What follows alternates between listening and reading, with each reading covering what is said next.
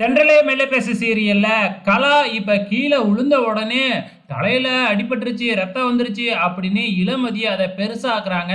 உடனே பரமனுக்கு ஃபோன் பண்ணி, இந்த மாதிரி கலாமா கீழ விழுந்து பின்மண்டையில அடிபட்டு ரத்தம் ஓடிக்கிட்டு இருக்கு. சீரியஸா இருக்காங்க அப்படின்னு நம்ம இளமதி ஏத்தி விட்டுட்டு, கலா வந்து பார்த்தா ஏந்திரிச்சு நின்னுகிட்டு இருக்கிறாங்க.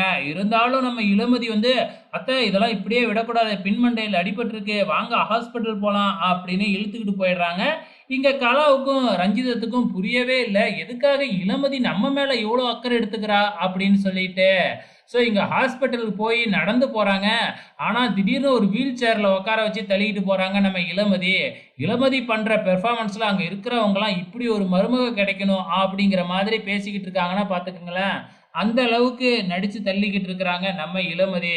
இப்ப ஹாஸ்பிட்டல்ல பெட்லயே அட்மிட் பண்ணி விட்டுட்டாங்க நம்ம இளமதி கலாவ.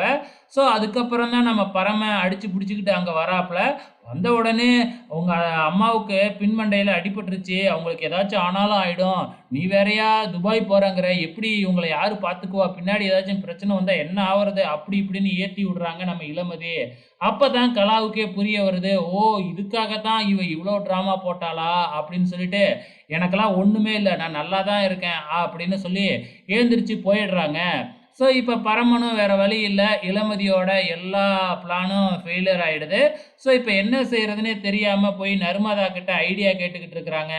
அப்ப நர்மதா தான் ஒரு ஐடியா குடுக்குறாங்க. இந்த மாதிரி ஃபாரின் போறவங்க மேல ஏதாச்சும் ஒரு கேஸ் இருந்ததுன்னா, கண்டிப்பா ஃபாரின் போக முடியாது அப்படின்னு சொல்றாங்க. 2 பேருமே நேரா போலீஸ் ஸ்டேஷனுக்கு தான் போறாங்க. அங்க பரமனுக்கு தெரிஞ்ச கான்ஸ்டபிள் ஒரு ஏட்டையா இருக்கிறார் இல்லையா?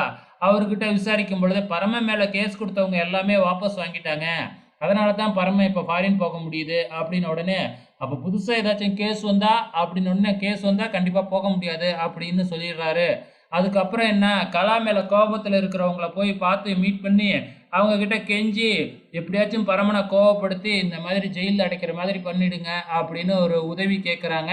அவங்களும் சரிம்மா அப்படின்னு சொல்லிட்டு, நேரா போயி பரமன்கிட்ட, "என்ன பரமா பயந்துகிட்டு துபாய் போறியா? எதிரிங்கலாம் அதிகமாயிட்ட. நீ போ கலாவ நான் பார்த்துக்கிறேன்" அப்படின்னு சொன்ன உடனே, பரமனுக்கு பயங்கரமா கோவம் வந்து எல்லார் மத்தியிலயும் போட்டு அடிக்க ஆரம்பிச்சர்றாப்ல. இது ஒண்ணும் போதாதா கேஸ் குடுக்கறதுக்கு. இங்க வந்து பார்த்தீங்கன்னா, நம்ம கலாவும், ரஞ்சிதமும் பயங்கர ஹேப்பியா இருக்கிறாங்க. அப்ப இளமதி ரொம்ப சந்தோஷமா வராங்க. பின்னாடியே நம்ம பரமன் சட்டைய கிழிச்சுக்கிட்டு வராப்ல. என்ன நடக்கும் அப்படிங்கிறத நாளைக்கு பார்த்து தெரிஞ்சுக்கலாம்.